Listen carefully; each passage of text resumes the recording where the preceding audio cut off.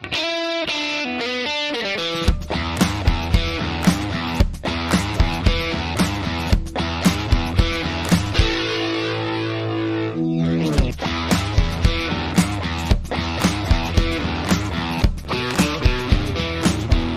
is the Fantasy Roadshow.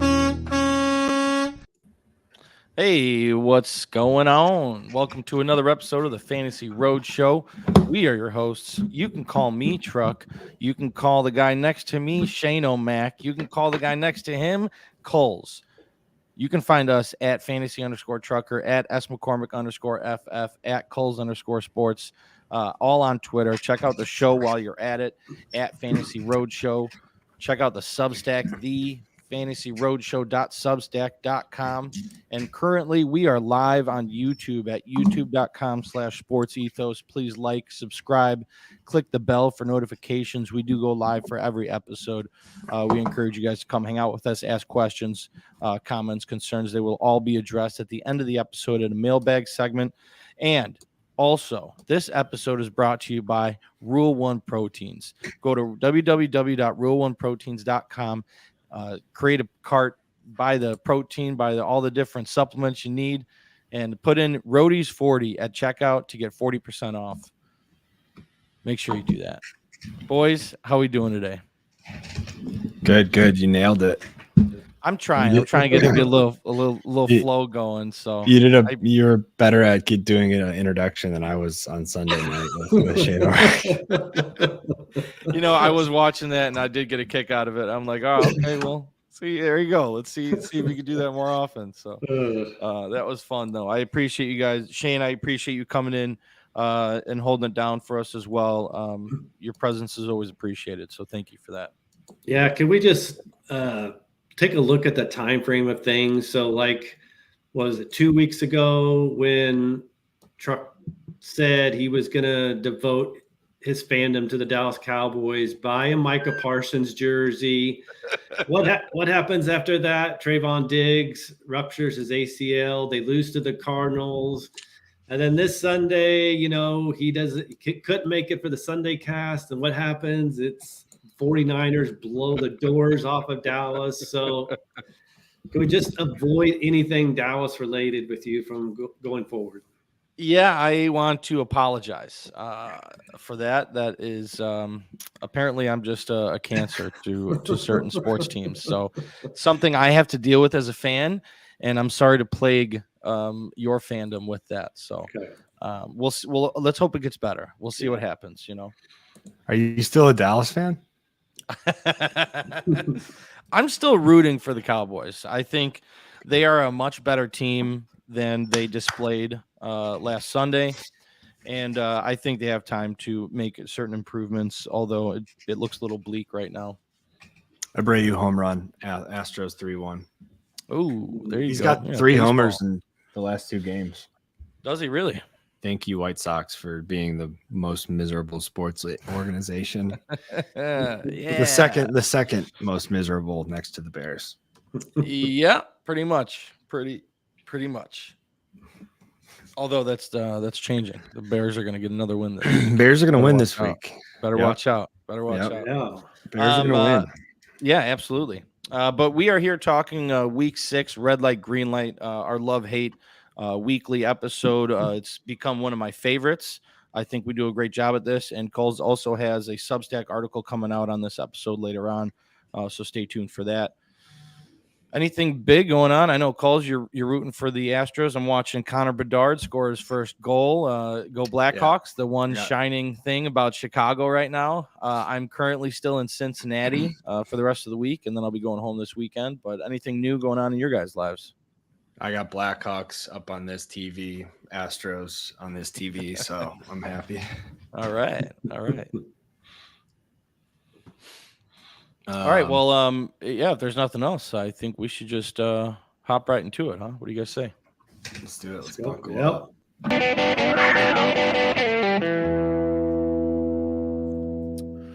All right. I do want to say, just so you guys are aware, I have a trifecta drop. I will not give it to you guys until we have a trifecta, of course. So just letting you guys know, just anticipate that. I know we've been talking about it, and let me know what you guys think when you hear it. I wish you would have just dropped it, but no, I'm gonna wait. I just want you guys to know it's coming. Be on the edge of your seat, but we'll see how it goes. Let's go ahead and start where we always start with red light quarterbacks. Kulz, why don't you kick it off for us, and let's bring up some people you're pumping the brakes on. This should come as no surprise. Well, first of all, I want to start by telling Shane O'Mac, I don't know if you saw the end of our waiver episode, if you listened to it, but I had I expressed that I am taking back my dislike for Brock Purdy, and that my thoughts on him have completely changed. It was a very big moment for him. It is a big deal. I'll send you the time stamp on it, but I mean, essentially, you were watching the game just like I was. He played a perfect game against a top defense, and his accuracy and his decision making is elite, and that's the name of the game in that Shanahan system. So I wanted to just start off by saying that. First red light quarterback comes as no surprise if you know me. It is Geno Smith. Geno. Yeah, I just think the Bengals at home know this is a huge game. Joe Burrow looks healthy. I think the defense is going to make a statement as well. Like Burrow, as long as he is healthy and, rips up this defense for 300 yards and has another big game with his arm and, looks healthy running the ball, I think that's going to instill a lot of confidence in the team. But I think the defense as well. I mean, I think, what did Hendrickson have, like 2.5 X last week? I think so, yeah. Yeah, I think it was 2.5, led the league in sacks last week. I just think they're going to be – they smell that they're in a really good position right now, and this is almost like a must-win game for them with the Ravens losing and them being one back on the division. I think they're feeling a lot better than they were at 1-3 or 0-3. So – this is a big win at home. I think they kind of right the ship, and I like Geno to have a tough game. I actually have Ken Walker on my list as well when we get into running backs, but it's Bengals minus 2.5 right now. I just think they're going to go in and win that game. Yeah. Kulz, I agree with you. He is on my list as well. Shane, is he on your list? No. Damn. No drop. I thought we had one. I thought we had no one. drop. Kulz, no, I'm right there with you. Geno Smith, he's a red light for me this week. I believe last week they were on a bye. The week before he tweaked his knee in that blowout game against the Giants, and the coach is saying he is fine. Yeah. He looks ready to go this week. But the Bengals played really good defense at home. I looked it up. They're allowing 14 fantasy points per game to visiting quarterbacks, and the Bengals have the 5th most interceptions with 6. I'm expecting a pick. I'm expecting a big game from the Cincinnati Bengals, and I'm avoiding Geno Smith. Yep. This is the Bengals. This is their MO, right? They start slow, and then after like a 2 and 3 start or something, they just start steamrolling people. Absolutely. Yeah. I think it's a statement game for them. So yeah. Anyways. All right, Shane, what do you got? I am going to go with Jared Goff, and it's at Tampa Bay, so it's road golf time call. Calls? Do you have him on your list? He's on my board as well. I have him on my board. Watch out. Boom shakalaka! That is outstanding. Good. I love that. I love it. I mean, look, ahead. It's kind of now there's a history of it. So like this year he was QB 18 and QB 21 in the road games. But then I was looking last year on average on his road games last year, he was QB 21. So it's kind of becoming a thing right now. And, the Bucs, they're not bad. So I think they've allowed the 6th fewest passing touchdowns per game. And so it just sets up. I don't think he's going to be. I think he's consensus ranked like number 11 right now. I can see him not finishing in top 12 this week. Yeah, absolutely. And I mean, as you heard from the drop, I have him on my list as well. And I feel like we're a broken record here. Talking about Jared Goff at home versus away. This is the narrative that is ringing true, and you just have to pay attention to it. But absolutely, I reiterate everything that Shane just brought up. I looked it up. His last 10 road games, going back into even last season, only one game he scored over 15 points, and in all those 10 games, he's averaging right around 11. It's just, that's rough. And the Bucs are a really good defense this year. They're top 10 against quarterbacks, allowing 14.6 fantasy points per game. So I don't want any part of that. Mm-hmm. Give me a second here. Okay. All right. I got audio issues again. Oh no. But I want to talk about Goff. I'm just going to exit out of it. I'm trying to watch the game and whatever. Oh, all right. Stay focused, Kulz. I was trying to put the Astros game up on this TV, and whatever. It's not a big deal. I couldn't. I'm streaming illegally, and Anyways, so I feel like this, or I've been waiting on this Goff home away game to come. So the Packers, I had them on my list in that Packers game, and it turned. I think it was the first drive was a pick, right? Yeah. First drive was a pick, and then so I'm thinking like, all right, here it comes, and then he just marched down. That second drive, scored that touchdown, looked great. I don't really remember what his final numbers were. Was it over 15 points, like you were saying, Truck? I know you looked into it. It was either QB 18 or QB 21. So he scored 12.4 that game. Okay, and he was the QB 21.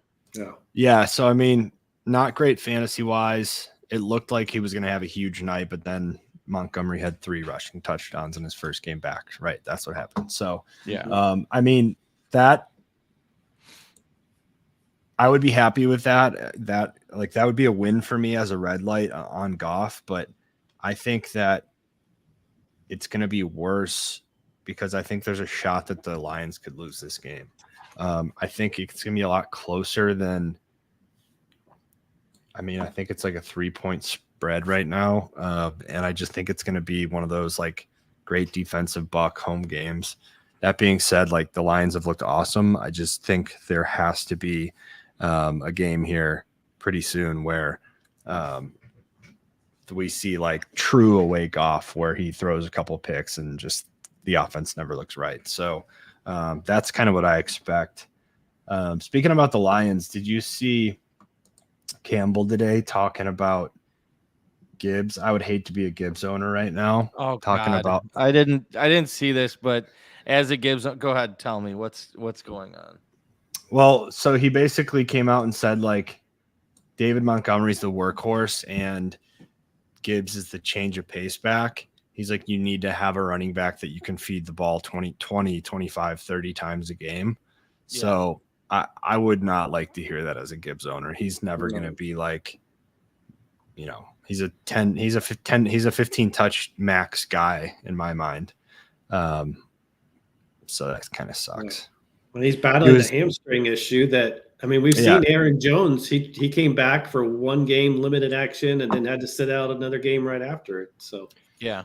And regardless of injury, I think that's kind of the role that they had in mind going into the season. So, that his draft capital, his fantasy draft capital, a 15 touch, in order to live up to 15 touches and live up to his draft capital, he would have to have basically such an insane year that he, or at least like per touch points per touch or whatever you want to call it, that like it's not, his role would increase due to how amazing that would be, right? Like, you can't give a guy 15 touches and him just shred the field apart. I don't know. You know what I'm trying to say? Like, it's not good to hear the head coach say that going into the 6th week and having a hamstring injury, but That's just something I wanted to note when we were talking about the Lions offense. It's scary. Yeah, I mean, that's fair. I mean, Dave Montgomery looks so good. Yeah. I mean, he's like in a good matchup, he's a top 10 running back, and in a bad matchup, I think he's top 20. So, and that Lions offense is really good. This Lions team is really good. So, he's going to be put in a lot of scoring positions. But yeah, that's tough to hear as a Gibbs owner. You're taking a loss at that draft pick, and you're just hoping for somewhat of a role to be carved out. But anywho. How about green lights? Let's talk green light green light quarterbacks. I'll start it off. Did you want to go, Kulz? I kind of do because I've had this guy on my list the last 2 weeks, and I'm gonna see. I can imagine he's been QB1. Definitely last week. He has been. Oh, why isn't it on the? Justin Fields last 2 weeks. Yeah. QB1. I got him too. But I'd have to look up his. I think it was QB3 and QB1, something along those lines. But yeah, so I put him last week and 3 the week before. Week before, things were looking very grim. Chicago fans were saying Fields is not the guy. Bear season's over. Tank for Caleb. So I went ahead and put him on my list, and he came out with a QB3 performance. Put him on my list again. The following week, he came out with a QB1 performance. So because I am such a good friend to Truck and I care about his emotional state, I went ahead and put him first. First thing I put down on my sheet when sitting down was Justin Fields QB1 green light. I love it. That's how you help out somebody's team there, Truck. That's what you do. I'm taking notes. I'm taking notes. No, Kulz, you got what else you got for him? Just gonna say, great. A lot of momentum going home against a really bad defense, against a team who just lost their best player, against a team who there's trade rumors about their starting quarterback, against a team who I wouldn't be surprised. We might even chalk this up as a Kulz conspiracy that they kind of are one of the teams that goes on a fire sale early in the season, the other team being the Broncos, and tank for Caleb. I could see Caleb and Addison pairing great for the Vikings, and I could also see Elway understanding the importance and the generational talent of Caleb's arm and wanting him in Denver. So I think those will be the two teams that we see fire sale here pretty soon. Yeah, I couldn't agree more. He's on my list. And while you were talking and bringing up the Kulz conspiracy, I just had a light bulb pop up in my head for a drop. I saw it happen. Yeah, you saw it happen. Shane, you know that the very famous. Yeah. Is that an audio from the very, very old TV show that you would remember, Twilight Zone? I think it is from Twilight Zone. But is it? But I never watched it. It's not like I'm that old. I'm just kidding. I know. But yes, I think you're right. Yeah. I was trying to think of it, but totally sidetracked. Anyway, yes, Justin Fields has statistically broken out over the last 2 weeks because of those 8 touchdowns, 1 interception. Dude, he's combined for 61 fantasy points in standard leagues over the last 2 weeks. Like, he is, because of that, he's the quarterback 3 on the season. Quarterback 3. Yep. Justin Fields. I just want to say that 20 times in a row because it's hard to believe, but Justin Fields is a dog. And the Minnesota Vikings this week, it's a good matchup for them. They're allowing, 19.6 fantasy points to opposing quarterbacks on average. Like, he's going to have a big game, and the Bears are going to whoop Vikings' ass in Chicago. And, I don't think it's not like last year when he was rushing for 100 yards either. Like, this is mostly through the air, right? It's not a lot of rushing. Yep. No. Yeah. Let's see. Rushing 57 yards last week, 25 yards the week before. That's it. 335, 4 touchdowns and an interception week 4, and then 282 and 4 touchdowns week 5. Yeah, and I mean, Viking secondary is bad. DJ Moore and him are rolling right now, and I think that just continues. Oh yeah. Shane, I should have checked with you. Do you have Justin Fields in your list as well? I do not. No Oh, sound drop. No drop. Damn. My fingers itching. I'm trying to press that button.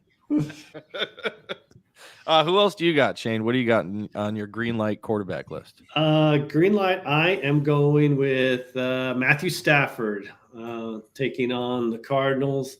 The Cardinals also, they're not great against the pass, so 26th in the league in passing yards allowed. And I think we saw. I think they're the only team with 2 cornerbacks in the bottom 10, something like that. Oh, yeah. Stat drop. And I don't think it was a coincidence. Like last week was Stafford's first game where he had multi-touchdowns, and that was when he had Kupp and Puka together. Yeah. And so I just think I think consensus ranked 11th or 12th this week. He's going to be a top 10 guy this week. It's something just popped up. Did we go through all our red light quarterbacks or no? I did mine. Gino, Jared Goff, And Shane. I just went through golf. Okay, you still had one more, right? Yeah. Okay, go ahead and let's finish the red light quarterbacks. That was my bad. I wanted to move right along to the Justin Fields talk. So that was I apologize about that. Why don't you go ahead and real quick give us your final red light quarterback on the week to pair up with the other guy you mentioned. Okay, real quick, it's CJ Stroud facing the Saints. I think we're going to see a pattern here where Stroud's going to take advantage of lesser defenses. Like last week, they faced the Falcons. He struggled. Saints allowed the seventh fewest points to quarterbacks this year, 4th fewest passing yards allowed per game. I think this is another struggle game for Stroud. Yeah, I like that. Kulz, did you want to add anything to that? No, I co-sign that, and I co-sign the Stafford though.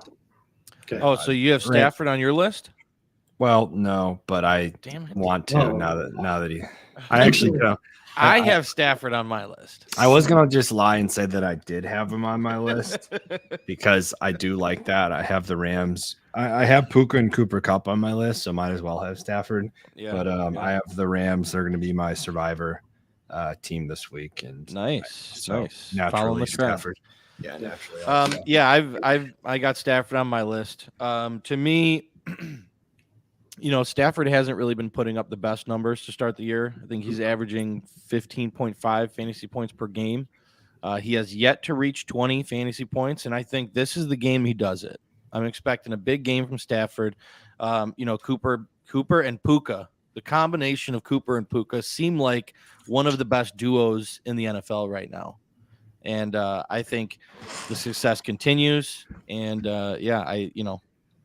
Arizona's defense is bad. They're ranked 30th in defending quarterbacks. Are we ready to call him Pooker yet? I was going to say, what was the combo name you came up with, the two of them last week? I think I accidentally said Pooker. Pooker? Yeah, and it was a total flub, but we can call him Pooker. Yes. Little combo name. But Arizona's defense is bad. They're allowing 21.8 fantasy points per game to opposing quarterbacks. So expect Stafford to get that 20 mark for sure. Yeah, Pooker Nup. Mm-hmm. I do. Fuck, what was I going to say? Oh, yeah. Last week I mentioned that on one of our shows that Stafford was having a very consistent season to this point, but over 1 passing touchdown. It was very like 250 or higher and 1 touchdown, maybe an interception, but it was very, very consistent. And without, your wide receiver 1, the guy that you won a Super Bowl with, pretty good, right? So with the addition of Kupp, I expect those touchdown numbers to rise. Kyron Williams was getting like 2-3 a game. It was just crazy. So I expect those, passing touchdowns numbers to rise. Then, of course, last week we saw him throw for 2. So first time all season with Kupp back. That's just going to continue to increase, and we're going to see that same Stafford, which I'm very happy about.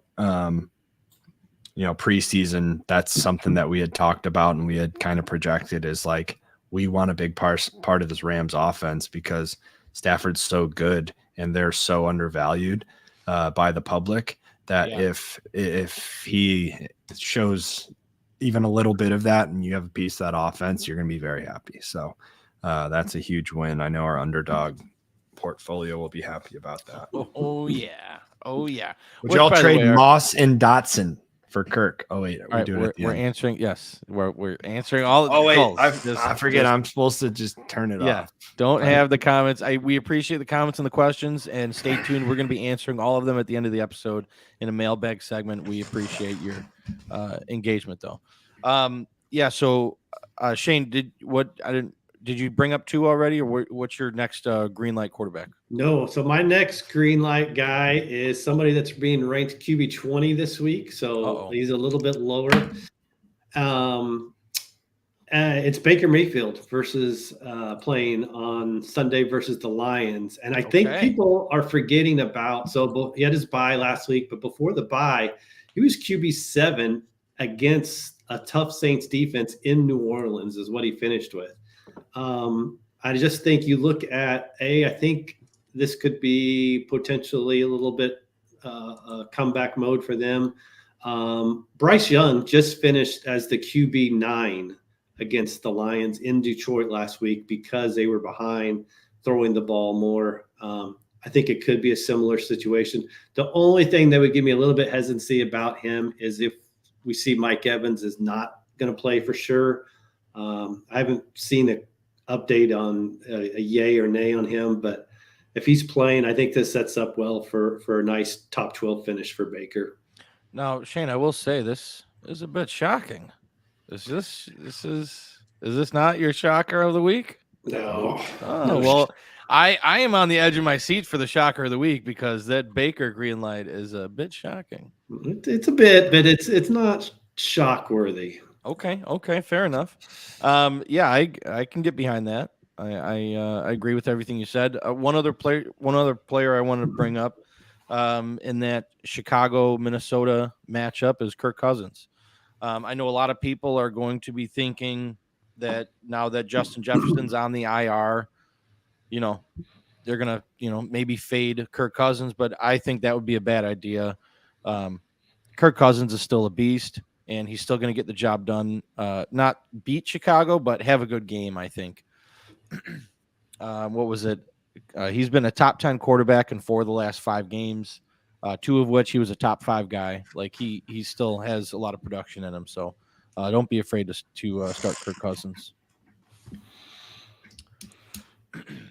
Joe Kulz, Burrow. are you good? You have Joe Burrow on your green light? Joe Burrow, go Tigers. Go Tigers. That's it. All right. Did you want to move on, or did you have anything else to say about Joe Burrow other than go Tigers? Go Tigers. Okay. Fair enough. All right. Let's do red light running backs. Shane, why don't you go kick us off? Who is your red light running back? My top guy is a guy who was RB3 last week, and it's Breece Hall facing Philadelphia. I think as good a game as you got from him last week, which was amazing, you're going to have about as equally a bad a game this week facing the Eagles defense, who only allow like 60 yards rushing a game. I think it's a big letdown coming this week for Breece Hall owners. Uh-oh. You hear that, Kulz? Yikes. We have Breece in the league, and we are starting him. Shane, you're giving me some hesitation there. Yeah, it's just rough. Yeah, understandable. He's must start. We just lost A-Chain. Yes, that is actually very true. We did just lose A-Chain. A-Chain is on the IR, and hopefully we'll see you in week 11, buddy. Get healthy, please. All right, Kulz, what do you got? Red light running back. I have Dameon Pierce, Ken Walker, Alex Madison, and Brian Robinson. You got a whole squad. Go ahead. Let us know what you're feeling on your squad of red light running backs. Dameon Pierce against the Saints. Ken Walker, I just think that game, as I mentioned earlier, against the Bengals is going to be ugly. And I just think we're due for a Ken Walker egg. Madison. Watching that Bears game, I mean, Brian Robinson's on this list. Watching that Bears game, like, do they have a good run defense? What happened? Like, they I don't know. look great against the run. Their run defense, their offensive line. There's a lot of good things about the Bears last week. I saw something click within their defense that was like, this kind of looks like a good run defense. So I just want to see if that carries over to this home game. And you guys know how I feel about Madison. That being said, like, since Akers has come over, Madison has looked like a different running back. But, you know, I just have a weird feeling that the Bears have a run defense. And then Brian Robinson, you know how I feel about him. Yeah. Brian Robinson is on my list as well. He's going to be in Atlanta this week. And just like you said, everyone expected Brian Robinson to kind of feast against the Bears last week. That didn't happen. He was the RB29, only played 36% of snaps. 36% of snaps. And he has scored fewer than 9 points in 2 of the last 3 games. And the Falcons are a really tough matchup for running backs. They rank 3rd, allowing 11 fantasy points per game and 1 rushing touchdown on the season. Yep. 1. So, yeah, I think Brian Robinson is a bad play this week. Shane, do you have him on your list as well? I don't have Robinson. Sorry. I do have Dameon Pierce. Do you have him on yours? No. Oh, okay. I don't. But go ahead and tell me why you have Dameon Pierce. Well, I think so like people are, I think, all excited and plugging him in their lineup because the last 2 games he's got 20 and 24 carries. That's great, but he's getting 3.3 yards per carry, 3.4 yards per carry in those games. It's just the production is not good there, despite the volume. Yeah.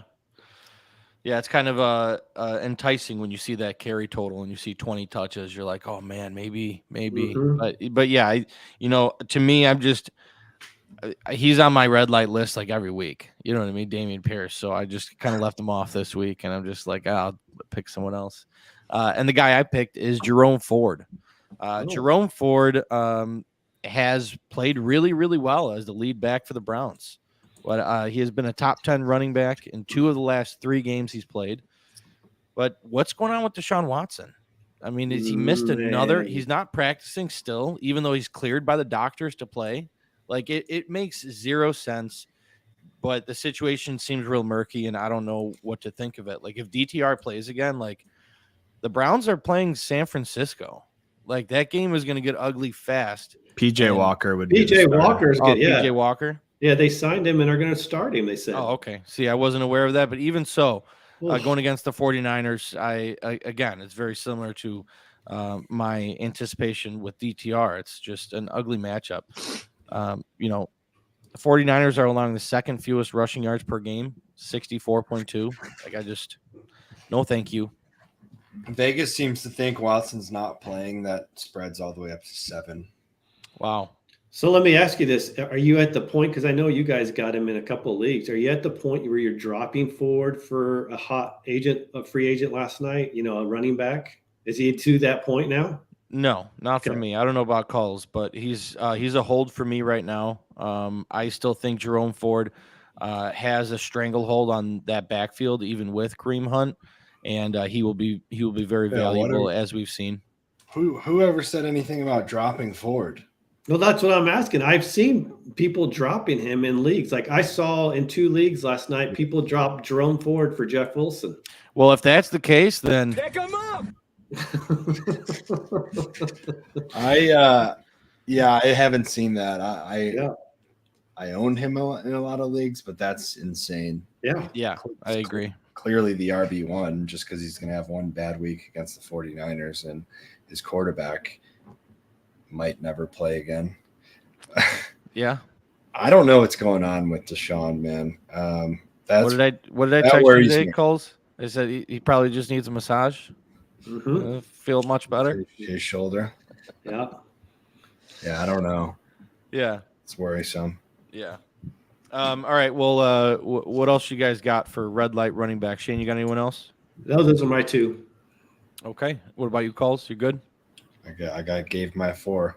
Oh yeah, I forgot your squad. All right, well let's jump to green light running backs. Who do we like this week? And I'll kick it off. Isaiah Pacheco. I got him. Shane, Plug it. Play Boom it. shakalaka! let's go. Everybody's on board with Isaiah Pacheco this week, and why wouldn't you be? He's playing the Denver Broncos Thursday. It's going to be. I'm going to enjoy watching this game on Thursday. But yeah, I mean, Pacheco's been hot lately, and he's finally being like the featured running back for Kansas City that we were hoping for. What is it? The last 3 games, he has at least 17 touches and a touchdown. Yep. What more can you ask for in an offense with Patrick Mahomes and Travis Kelce? 17 touches and a touchdown in each of the last 3 games. I love it. Yeah. The Broncos are ranked dead last against opposing running backs, allowing a whopping 39 fantasy points per game. Now, I know they played the Dolphins and that massacre of a game, but if you throw that out, right, if you completely take that out of the equation, they're still allowing 147 yards per game, which was the 4th worst in the NFL. So, take away that game, and they're still a terrible defense. So, yeah, I can't wait to see what Isaiah Pacheco can do this week as he continues his success. Yeah, I'm just going to say something quick. I have a permanent spot on my green light board for a running back against Denver's defense. That's fair. I mean, that's good. fair. We've seen week in and week out. Absolutely. So, Yeah, I mean, you take the Dolphins guys out, which 2 of those guys had like season high games. But even if you take those 2 guys out, like you look at like what Breece Hall did to him, which was like 28 points.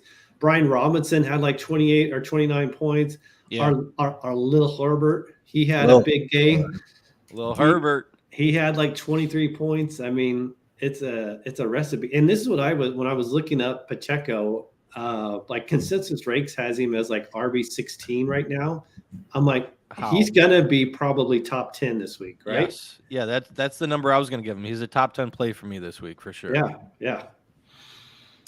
Awesome. Well, that's great. We're all on the same bandwagon. How about we go 2 for 2? James Cook versus the New York Giants. No, but I like that one. Oh, Oh, we're gonna almost. go 2 for 2. I got Tony Pollard though. I got Shane's boy Tony Pollard. Okay, fair enough. I got.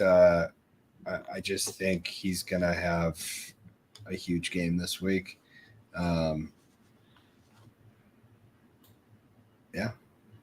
Okay, Chargers for 20 and Chargers Monday night. I don't know. Cowboys are going to have to come out and make a statement of some sort. You can't go out and lay another dud. I actually kind of like them to win that game. I don't know. It's going to be a really fun game to watch. That's one of the most exciting games in the slate to me. Shane's getting blessed with quite a few primetime games here, so he gets to turn on Red Zone and bust out the KY jelly, and then still get his Cowboys in a primetime slate. Yeah, that's awesome. Yeah, Tony Pollard should eat this week, man. The Cowboys, I was close to putting Dak Prescott on my green light quarterback list. This Chargers matchup is a good matchup for opposing offenses, and yeah, I can get on that. God, for the love of God, Mike McCarthy, can you get CeeDee Lamb some freaking number 1 receiver targets? Like this, It is such bull crap how many targets that guy gets in the last bull junk. It's bull junk. I actually don't have CeeDee Lamb on my green light wide receiver list, but I'm going to put him on it now because Richard Sherman came out and said that he's not a wide receiver 1. Ooh. And CeeDee Lamb tweeted back and responded, LOL. So anytime, like, CeeDee Lamb's way too big of a dog to not go up to Dak and be like, feed me the fucking ball Monday night. Yeah. Is Sherman on the desk on Monday nights, or is that Thursday? Thursday prime. So he's a part of that prime. Oh, I would have loved to see him show up on that table afterwards. But yeah. That's the type of thing you have to pay attention to, because that is the motivation, the little chips on the shoulder that create big games. Yeah, he's gonna have a huge game. Yeah, I love it. But the reason why I have James Cook on my green light list, he's facing the Giants. Cook last week, I think I had him on my green light list. Let me double check there. And no, I didn't. I was close to it, but he had a bad game. He had the worst game of his. I wouldn't say his career, but the worst game of the season for sure. He ended up with negative yards, -4 yards. He got all of his production in the air. So, but don't let that prevent you from starting him this week. He's going to have a big game. The Giants have been terrible. They are the 5th worst against running backs, allowing 25 fantasy points per game. They have also allowed 9 rushing touchdowns, which is tied for the most in the NFL.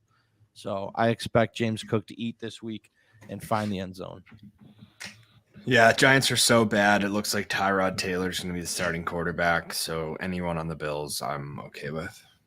Yeah. And I think don't overlook the fact that there will be people out there that won't put Cook back in their lineups this week after seeing negative rushing yards. They may go with somebody that's ranked around that, around there. But are you starting Cook over Breece Hall? Yes, 100%. Right. 100%. Is that one of our dilemmas calls? Right? We have James Cook. I think we have to start both of them. Yeah, that's true. A-chain. Damn it. All right. Yeah, no, I get that. Shane, did you have any other green light running backs? No, those were my 2. Okay. All right. Cool. Jumping on to Pollard, Pacheco. I had Rashad White as well. oh, really? Yep. Okay. Nice. Any analysis there? Why Rashad White?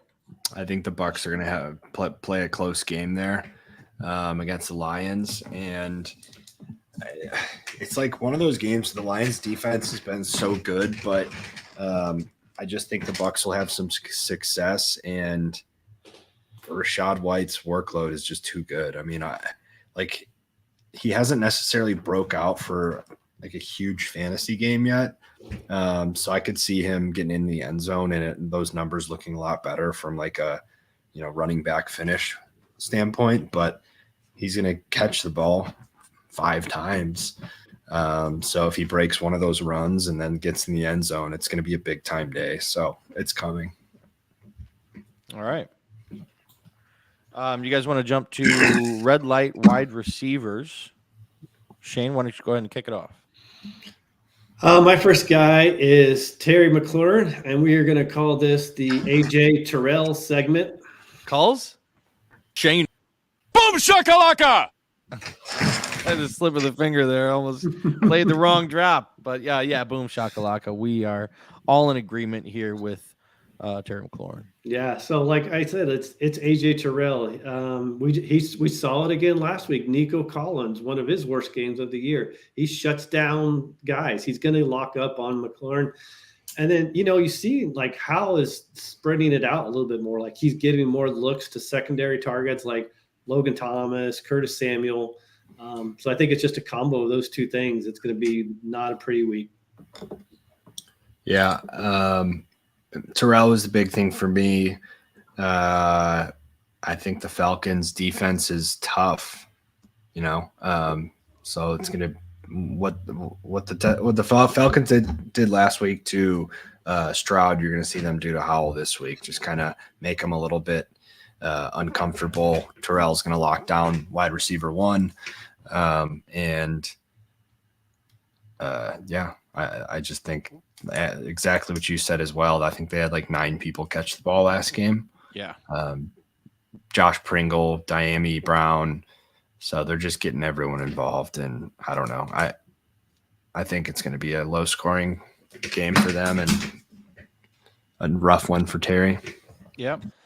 Terry burned me last week. If you guys were watching the Thursday night stream with Kulz and I had a parlay, and I needed Terry to get like 6 more yards, and he slipped and fell at the end of the game. So, Terry, you're on my red light list. Fucking brutal. Anyway, I also have a couple wide receivers on my red light list. I have DeAndre Hopkins on my red light list going against the Baltimore Ravens. Yes, Hopkins had a really, really big game last week, and that's great to see, right? But one thing you do not want to do in fantasy is chase points. And I think that's what you'd be doing by starting DeAndre Hopkins after a big week. He has scored 10 or fewer points in 3 out of the last 4 games to start the season. And I just don't trust this Titans offense to really replicate what they did last week. So, yeah. And the Ravens, really, really good defense, especially against quarterbacks. They're allowing 11.2 fantasy points per game, which is the second fewest in the league. So, yeah, DeAndre Hopkins. And I don't think Tannehill is going to be good this game. And the game's in London. I think the favorite has just dominated over there. Well, last week they lost, but historically, favorites have dominated in London. So they have that weird 8:30 a.m. game, and I don't know. I agree with you on that. I almost put them on my list. Oh, but you didn't officially? I did not. Shane, you got him? Oh, yeah. Oh, yeah. nice. Same thing. I mean, same kind of thinking. Like it's bound with a guy like Hopkins, it's bound to happen. That huge of a game, there's going to be a letdown. This feels like with both teams coming over there, traveling over there, it just feels kind of like an ugly, like maybe the Titans put up 10 points total, not very much, not very high scoring game. Yeah, I agree. Kulz, what else you got? I have Amari Cooper. I mean, for obvious reasons. Deshaun just not practicing and not playing. Yeah, and like that might completely ruin Cooper for me. Like I might dig pretty deep to find someone to replace him, which that's so against my philosophy in fantasy. Like I typically don't get cute, as I always say, and I think I'll have to just sit him on the bench. Like it's going to be depressing, but so I have Amari, and then I also this might be a shocker. I have KJ Osborne. So he actually has a good matchup. His role is increasing significantly, but I just don't think he's that skilled. So I think he's very good at what he does, but with that extra target on his back, I don't think he's going to I think it's going to kind of be a little overwhelming for him. So this is actually something very strange that I have, and I'm trying to get it exactly perfect in one offense. Is I have Osborne on my red light list, and I have Addison on my green light list. Yeah. I don't know. Did you hear the news? Shane, I'm sure you heard about it earlier. Jordan Addison dealing with an ankle injury right now. And he's limited in practice today. That came through late today. Something to look into. Brandon Powell season. No, I'm just don't go picking up Brandon Powell. Yeah. Shane, what else you got? That was it. That was my two guys. We got them. Okay. I have one more guy, and it's Deebo Samuel. Samuel, wide receiver for one of the best teams in the NFL right now, the 49ers. But I think it's safe to say that Deebo Samuel is no longer wide receiver one on the team. I think, Nicole's and I were preaching that in the offseason.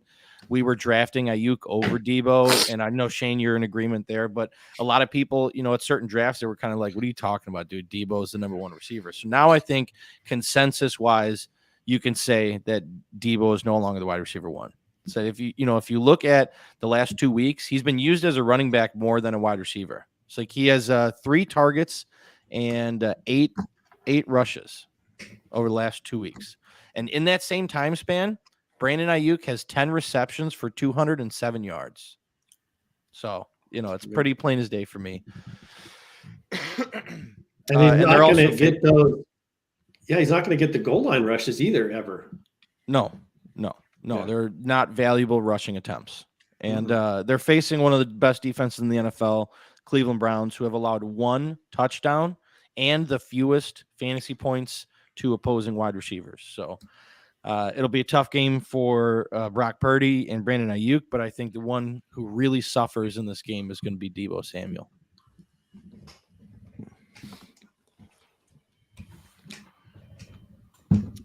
We all good there for red light wide receivers then? Yes, sir. Yep. All right, Kulz, go ahead and start us off for green lights. Jordan Addison, as I mentioned. I also mentioned Cooper Kupp and Puker Nup. Puker. Nup. I can't get used to that. Jordan Addison, Puker Nup. Drake London. Oh, And Devontae Adams. Those are another my 4. squad up, bro. Talk about your boys. Yeah, Jordan Addison. I think it's a great matchup, and I think he's a great receiver. So, I think that the Vikings they're not gonna necessarily light the place on fire. I think the Bears actually kind of win that game, but I think Jordan Addison's gonna have a good day. He's an awesome receiver, and Cole's conspiracy. What if he plays like he is a potential wide receiver 1? Do the Vikings trade Justin Jefferson? No way. No way. I don't know. I don't know if I'd want to pay Justin Jefferson if I'm going to, whatever. We don't need to go there right now. But Jordan Addison, yeah. So Drake London, I think.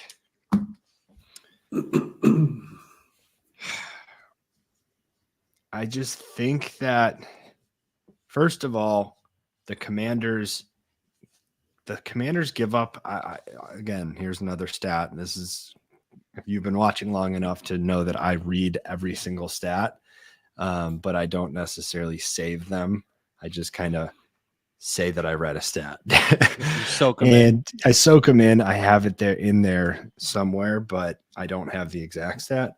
But so those could be called Cole stats, but this is a Cole stat. I think the Commanders are giving up the most points to the wide receiver 1 out of any team.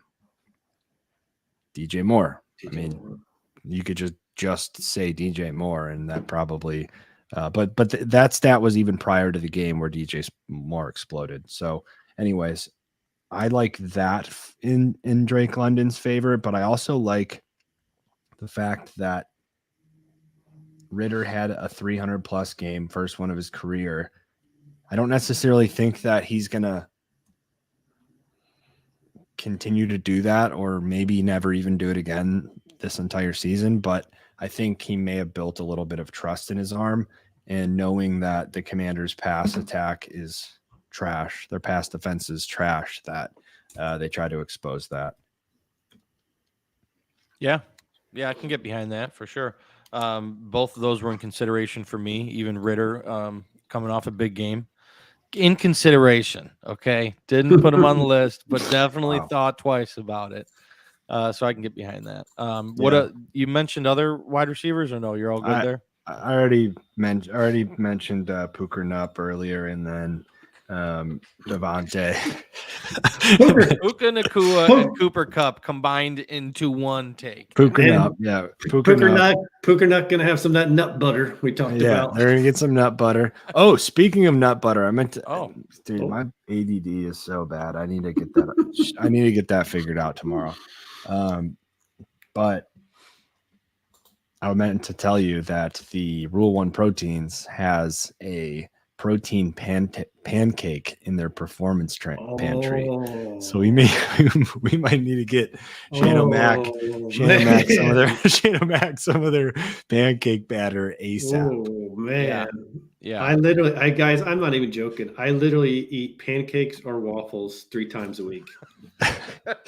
I love that Shane O'Mac fun fact. Awesome. And we will have some performance pantry Rule 1 pancakes in the mail to you tomorrow. Yes, that's awesome. I love that.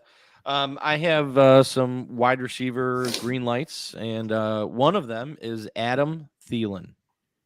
I don't think anybody really expected Adam Thielen to be this dominant at the age of 33, but he currently is the wide receiver 10 on the season. So just absolute domination. He has 2 top 5 finishes in the last 3 games. I'll tell you something after this. Okay. 2 top 5 finishes in the last 3 games. He had double-digit receptions in those games. He's facing the Dolphins this week. And one thing we know for sure is the Dolphins score points. What is this? Check that out, Shane O'Mac. The whey cakes. Rule 1 performance pantry whey cakes. Oh man, slap a little creamy butter or peanut butter on those. Oh yeah. Yep. Anyways, I'll stop sharing my screen now. Sorry, Ryan. No, you're good. I was just saying the Dolphins score a lot of points, and the Carolina Panthers, we saw what they did last week when they're coming from behind and playing catch up the whole game, and I think we're going to see that again this week. I think we see another game with 10+ targets for Adam Thielen. So I like Adam Thielen. Yeah. So this guillotine league I'm in, have you guys heard of them or ever been in one? Mm-hmm. I don't think so.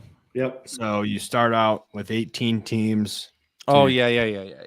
Yeah. So team gets eliminated every week. Oh.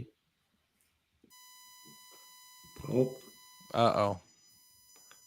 Goals gone. Damn it. Brutal. Every time we don't know what happened. My ears going crazy. So he's got to reset and join us again. Well, so I think the perfect thing, like when you're talking about Thielen, isn't he like the perfect receiver though for Bryce Young? He's got that low ADOT, short area target that's where probably Bryce Young really thrives. It's not throwing the ball deep down the field, Yes. and that's where Thielen thrives. Yeah, absolutely. Yeah, they have a great connection. Like I know people were worried about when Bryce came back, would Thielen continue that success that he had with Andy Dalton? But I mean, he's just a great wide receiver. So yeah, he's a perfect complement for them. Yeah, absolutely. And I think he has another big game against Miami. So yeah. Who do you have for green light wide receivers? So one of mine is I've got Chris Godwin going against Detroit for a couple things. If Mike Evans is out, I mean, he's even, he could be top 15 guy for sure this week. I like in that game after Evans went down, like I think he ended up with 8 receptions. He was over 100 yards.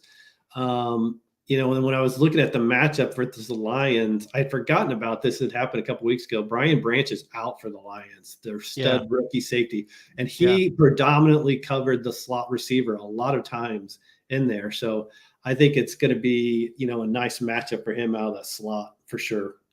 Yeah, I can get behind that. I mean, everything we've talked about with this matchup, I think someone's going to really eat on the Buccaneers offense. And if Mike Evans doesn't play, boy, oh boy. Yeah, and he's going to be like Godwin's playing out of the slot, which is where Thielen played out of last week against the same Lions defense. And he had his big, huge game. Yeah, definitely. I have Zay Flowers. Zay Flowers going against Tennessee Titans in Tennessee this week.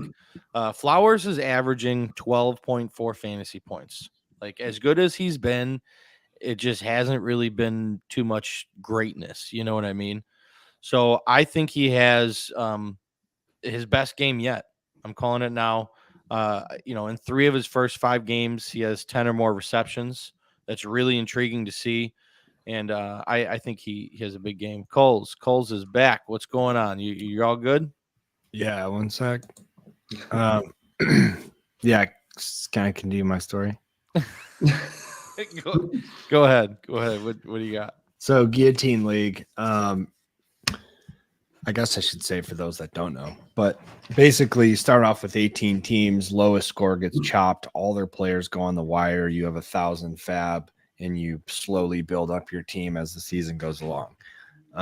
So we typically, I have a whole spreadsheet that kind of tracks what everyone goes for each week.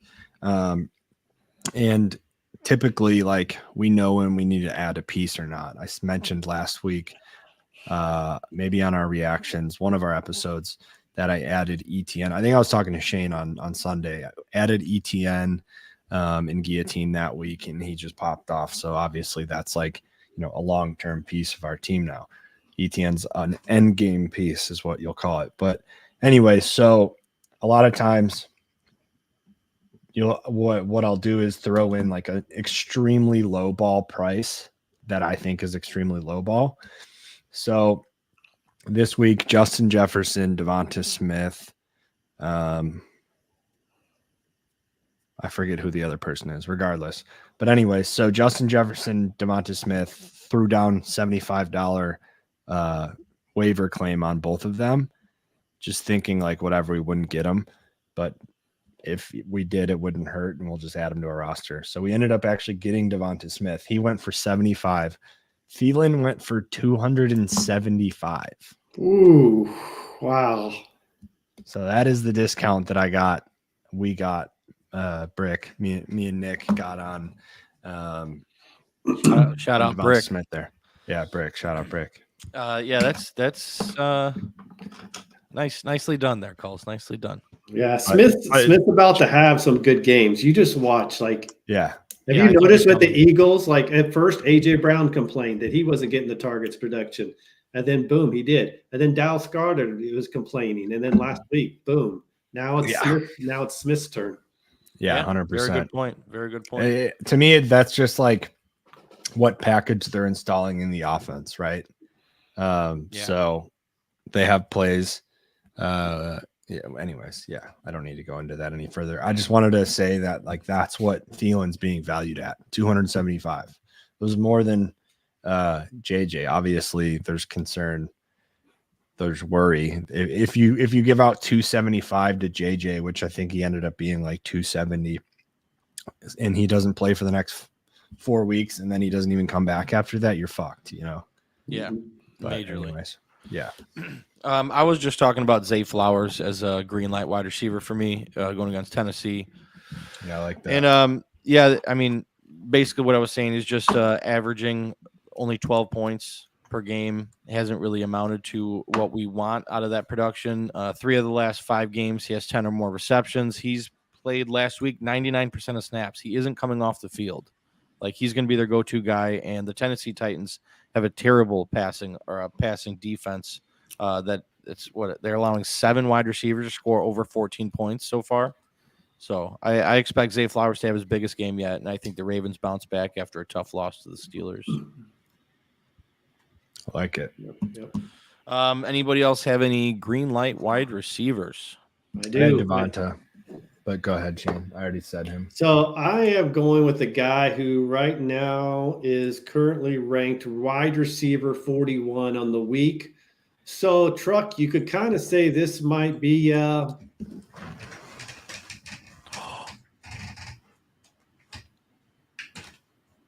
anticipation is going. Shane O'Mac, shocker of the week. All right. And given our previous discussion, this is going to be a major shocker of the week and debate, because I am going with KJ Osborne.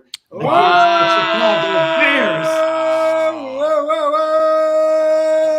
Yeah, I'm on board with you, Shane. I think KJ has a big week this week. I am going. So here's my thinking. Last year, when he got 6 or more targets a game, he was always a top 15 wide receiver. I think he's been looked at in the red zone and the end zone by Cousins. I think Cousins leans on him maybe even more than Addison. He does not have the big play ability of Addison, or at least I don't think he'll get those targets. But I think he's a guy that could get 8 catches, 70 yards, a touchdown, and boom, you're looking at like near 20 fantasy points, and you're looking at a top 15 play. Yeah, I can get on board with that. I mean, to me, it's just like there's different, like within the wide receiver position, there's different positions, right? You got the slot receiver, you got the outside guy. Like Jordan Addison, to me, doesn't play the same wide receiver position as JJ. And I think KJ kind of fits into that role. So I expect him to have a big game. So I think, like, for me, maybe I wouldn't necessarily. I don't think I would not start him if I had picked him up. I mean, let's put it this way. If I had Amari Cooper or KJ Osborne, I would start KJ Osborne over Amari Cooper. Yeah, however, perfect, yeah. So that being said, what I want to say about it is, if I was a DFS player, I'm not. KJ Osborne would be very highly owned, and I would be fading him. That's the whole DFS world. I learned a little bit more about it this weekend from one of my friends in Dallas, and it's very like, you don't want high owned players, just period. but there are times like for example, this week, the $1 Million Maker was the third highest owned winner of all time. So typically you have those little flyer low owned players that kind of that's what you're looking for. This would be a high owned fade for me for sure, would be KJ. And it's just because I don't know that he's talented enough to take on same thing as I said about Miles Sanders. He's going to have a huge workload and a target on his back. Defenses are going to be preparing, how do we stop Miles Sanders? That's what KJ Osborne is going to be going up against. So is he going to be able to succeed in that role? And I just don't think he's talented enough. But I hope I'm wrong, because we have a huge underdog exposure on him. So I would love to see him pop off here while JJ's gone. Yeah, absolutely. I reiterate that for sure. Let's go underdog. All right, you guys got anything else for green light wide receivers? We're all good to move along. Yep. Yeah, I have Devonta in a bounce back spot against the shitty Patriots, but that's all I have to say. Okay, I like it. All right, how about red light tight ends? I am going to be pumping the brakes on Dalton Schultz. Are you guys in agreement with me? No, but I like the call. Yep. Okay. I thought you guys would have him on your list. Nope. Yeah, Dalton Schultz is coming off his best game of the season. 10 targets, 7 receptions for 65 yards and a touchdown. But do not expect that to continue this week with a tough matchup against the Saints. The New Orleans Saints rank second in the league in defending against tight ends, allowing 4.6 fantasy points per game. And I don't think Dalton Schultz is going to have a big game. Okay. I'm gonna never do a red light tight end again in my entire career. Okay. Okay. What about, do you have 6 or 7 green light tight ends this week? 5.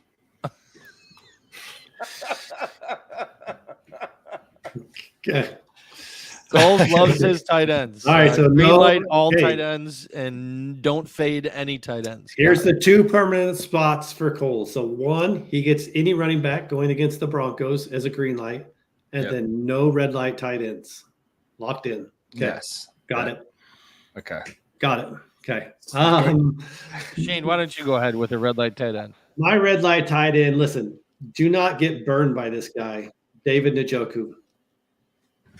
Oh, is that a pun? Very that's not a very good one. Shane. It's actually extremely topical. Did you see the picture? Yes. Ryan? Yes. Bad. It's bad. Oh my God. See, I saw him come into the game. I saw him with the whole get up and the mask, and I'm like, what is this guy doing? Why you got the full mask on trying to play this character? And little did I know, terrible accident. And Shane, shame on you, Shane. Shame on you. I know. And listen, the 49ers are like one of the better defenses against tight ends. And like I saw last week, even when he was coming off the burns and his mask, like he was still starting a pretty good amount of leagues. Like there's just other guys that you can pivot to that I'll talk about in the green light list on tight ends easily this week away from Njoku. Hey, at least he still has all of his fingers. Yeah. JPP. Yeah. JPP blew off his finger with those fireworks, so at least he still got all of them. Yeah, Ryan, go ahead. I don't do tight end red lights. I do the one. I do one red light tight end. No. So, Okay. Shane, you're in agreement there? You got the one, right? Yeah. One. Okay. All right, Coles, go ahead and kick it off. The floor is yours. What 6 tight ends do you have on your green light list? I also just want to say tight ends are going to punch back. That was the theme of last week. I think we could all say they punch back. Yep. Yeah, that's I would agree with you. Yeah. You trademark that ASAP after this episode. Yeah. So this week I have Gerald Everett. I think Parham is going to be out this week. Donald Parham. Donald. I have Cole Kmet. I think he's just playing awesome football. I love Cole Kmet. He's one of my favorite. He probably is my favorite Bear, to be honest. So he's starting to find the end zone. And when he finds the end zone, he's, I don't know the stats, top 5 tight end, top 7 for sure. So, I think he's going to stay on that pace as long as the Bears are on fire, because of the trust that Fields has in him. And then I have Mark Andrews. I'm ready for a big fucking Mark Andrews game. We haven't seen that like huge Andrews game, and I think it's coming this weekend. So, I don't love taking people in that London game, but I just think it's going to be Andrews. Like we saw the wide receiver drops from last week. Well, maybe that makes our boy Lamar go back to his roots and finding his boy in the end zone. So I think this is going to be a 2 touchdown game for Andrews. And my last 2, I don't really even want to say anymore. You've already started. Just finish yours. Goddard, just because, and then Kincaid, because he's going to break out eventually. Well, Dallas Goedert in the green light, just because. Well, he's gotten going, and he's gonna he's gonna continue to have his Dallas Goedert stat lines, which is like 4 to 6 catches, 40 to 60 yards, and then a touchdown every other game. So if he gets in that end zone, he's a great, that's a great production. If he doesn't, it's a Dallas Goedert game, somewhere between 8 and 11 points. Watch out for Kincaid, though. He's still not cleared the concussion protocol. So I know. That's my other permanent spot. Permanent. Dalton Kincaid calls his permanent green light tight end. I will die with him. I didn't die on the Purdy hate train. I will die on the Kincaid green light train. Yeah, fair enough. Surprisingly, I have a green light tight end that wasn't on your list, Kulz. Yeah, me too. Really? Too. Yeah. Really, Shane? Maybe we're in agreement here with our green light tight end. I think so. Go ahead. My green light tight end is Logan Thomas. Yep. Hey, there we go. Shane, Kulz, I don't know how you didn't have Logan Thomas on your massive green light tight ends list. I know you like Logan Thomas. He had a big week for us last week. But yeah, Logan Thomas coming off a massive game last week against the Bears. 11 targets, 9 receptions, 77 yards, and a touchdown. Just love to see that. He's playing 80% of the snaps over the last 2 games and seems to be like Howell's one of his favorite targets. So I think that continues. And the Falcons are surprisingly a decent matchup for tight ends. The Falcons' opponents are targeting tight ends 30.4% of the time, and which is causing the Falcons to give up the second most fantasy points per game to tight ends, which is 16.9 fantasy points per game to tight ends. Look for Logan to have another big game. We need to get Truck. We need to get Truck back to Chicago to his girlfriend, because otherwise he'll be stuck on the road with a lot lizard thinking about. All right. Shane, what do you have to add to the Logan Thomas? So yeah, I picked him up too in like 2 leagues this week. He was sitting there. I also like what you said is on spot. I also like I had seen that they have lined him up 80% of the time as a wide receiver. I mean, that's a great spot to have your starting tight end line up in, which is going to put him, he's not staying in to block. They're setting him out. So as long as he is healthy and upright, he should be probably a weekly play in lineups. Yeah, he's a stud. I agree. I like Logan Thomas. I think if he's on the wire, grab him. I think he's here to stay. Every year, this is tight ends. This is why historically I never draft tight ends, because you find guys like Laporta, guys like Logan Thomas that are going to be top 10 for sure, but top 7 guys. you can just find them on like organically throughout the season. So yeah, I like it. This is not the most moist topic, Ryan, so sorry, but I want to explain why I'm doing no tight ends, no red light tight ends, and then who I like in green lights. My brain works just, a little bit differently, so I wanted to explain this to you guys. I think it's red light tight ends for me. It's just like, what does that even mean, really? Like a couple catches? There's to me, like tight ends. Well, what is like an average tight end score? I honestly don't know. Probably like 7. Yeah, this year I think it's lower. It's maybe like 8. It's lower this year for sure. Yeah, so like it's just so tough for me to like. There's the difference between like 2 and 3 catches makes it. I don't know. I like to find the green light, because for me, it's like that person scoring a touchdown or that person's having, a 9 for 77 type game like Logan Thomas had last week. So I don't know. That's just the way my dumb brain works. It's easier for me to find green lights than reds. So I'm just fuck reds. But I did have Njoku and Hunter Henry on my list. For red lights? Yeah. If he had red light. Oh, if he had red light. If. I see. Okay. So Yeah. Cole's just making his own rules here. I get it. Yeah. Always have. All right. that you have, Coles, that you have. I know I wanted to talk about this in the beginning of the episode, but I kind of skimmed past it. I know we talked about this last week. Want to kind of go over our hits and misses from the previous week. Is that something we still want to do? We can. I can pull it up. I thought you mentioned it last week, and you want to something we want to do in the beginning of the episodes.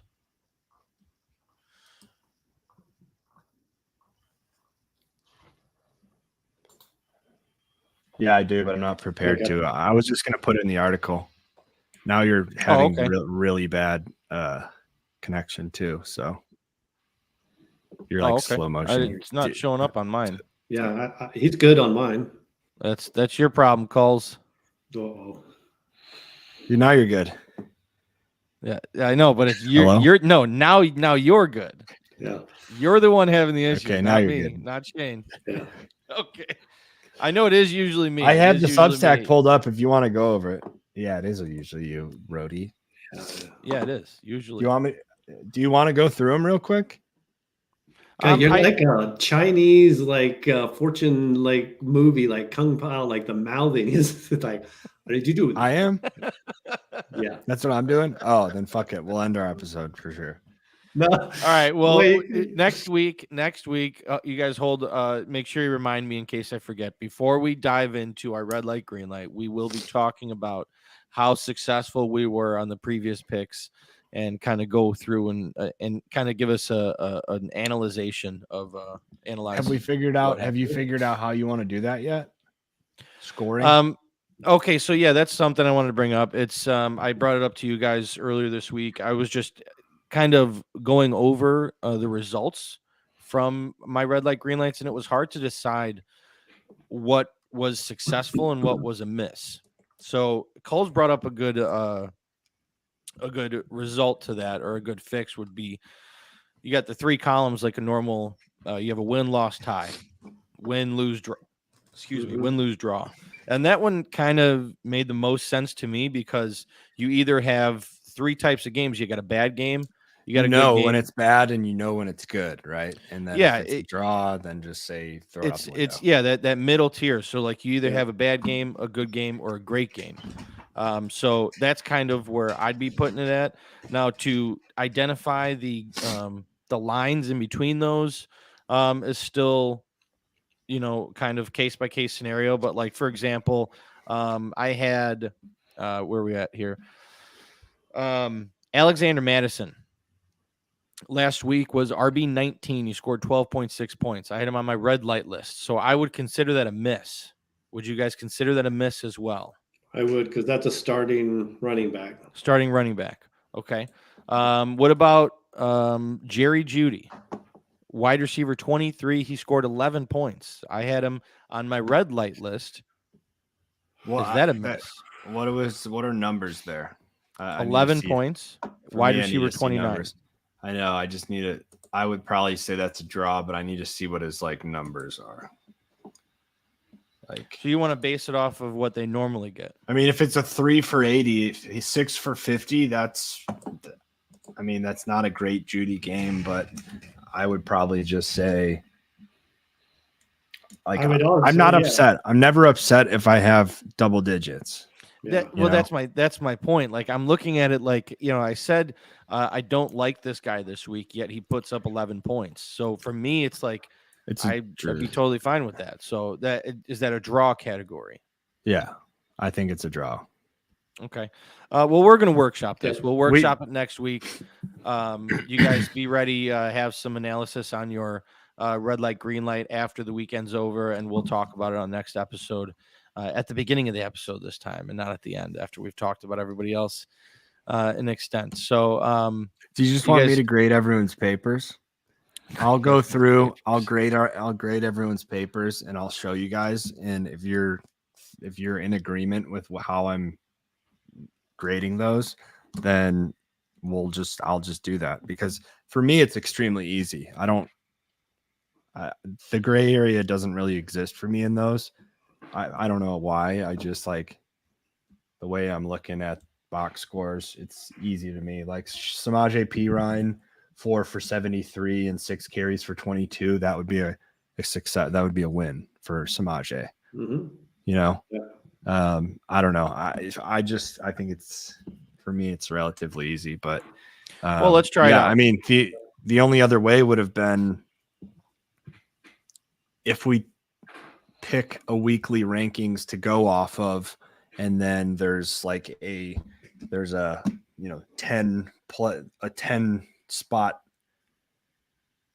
buffer between a win and a loss. So if someone's ranked as a wide receiver 30 and they get top 20, then that's a win. Or if they get less than 40, then that's a loss. You know what I mean? We could do a certain buffer like that, but I just don't even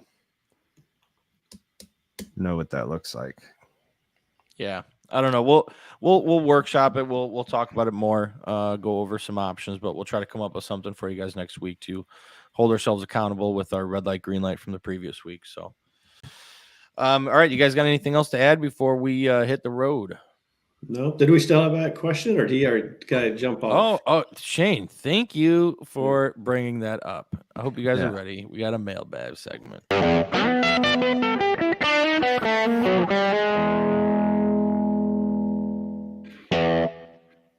All right, Chris, thank you for your question. Would you all trade Moss and Dotson for Kirk?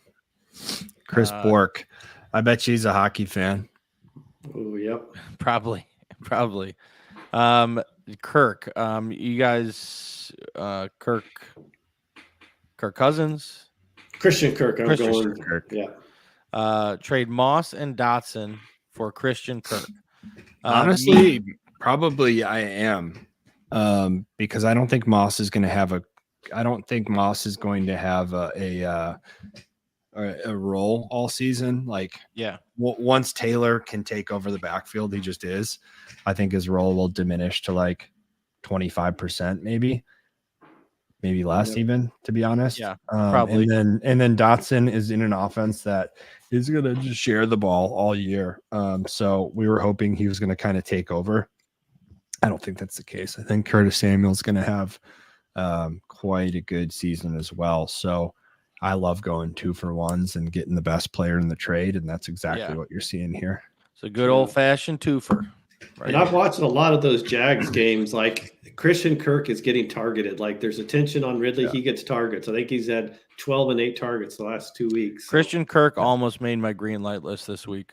And that's what we talked about preseason on why we loved Kirk, is like, this is his role. He is perfect in this role as wide receiver 2. He doesn't get all the attention, and he just gets to fucking produce. His touchdown numbers are going to go up from where they currently are as well.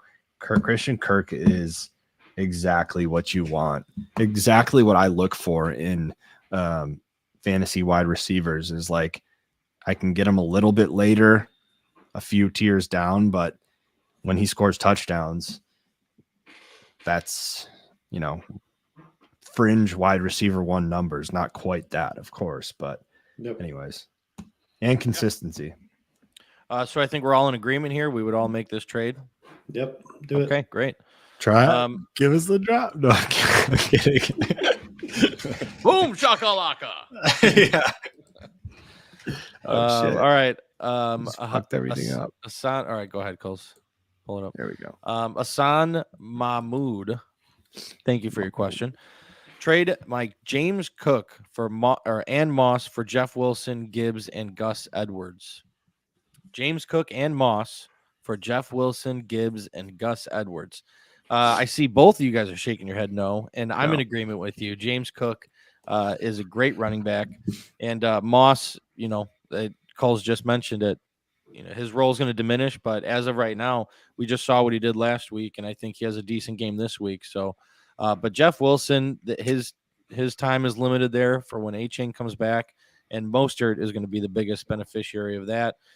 Gibbs, we talked about it earlier. Gibbs is not going to have a substantial role in this Lions offense, and Gus Edwards is pretty irrelevant to me. So everybody in the league has this guy that likes to throw like a massive pile of poop at you for one great running back. And that's what this is guy doing. He's like, oh, let me give you these 3, big old pile of shit. Poop That guys. was funny. A big old pile of poop. That's what I'll give you. You give me James Cook and Moss, and I'll give you a big old pile of poop. Jeff Wilson, Gibbs, and Gus Edwards. That's what this turd. I'll throw in that turd too. That'll be the good one. Yeah, there you go. Yeah, I agree. I got a trade I want to tell you guys about. Talk to us. My friend texted it to me today. He made this trade already. All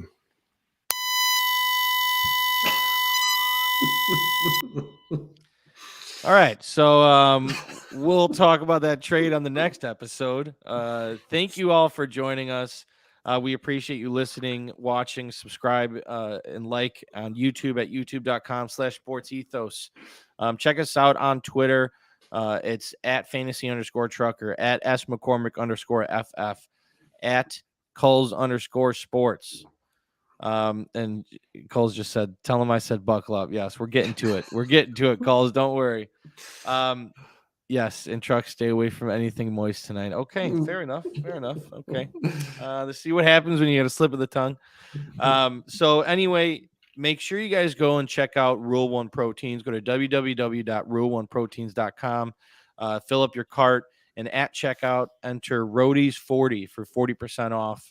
They got some great stuff on there for all your protein, all your supplement needs. Make sure you go check them out. Also, check out the Substack. We have, they have whey cakes. Yes, and Shane is going to be getting a bag of those whey cakes, 100%. Moist whey cakes. Okay, Kulz. All right, I get it. So anyway, back to what I was saying. Kulz is going to be putting out a compiled article on our Substack of everything we just talked about on this episode. Make sure you go to thefantasyroadshow.substack.com for all of that and all of our weekly articles that come out. Other than that, Shane, I appreciate you joining us again. Your presence is always appreciated. And Shane, what should everybody do? I'm sorry, David Njoku. Buckle up.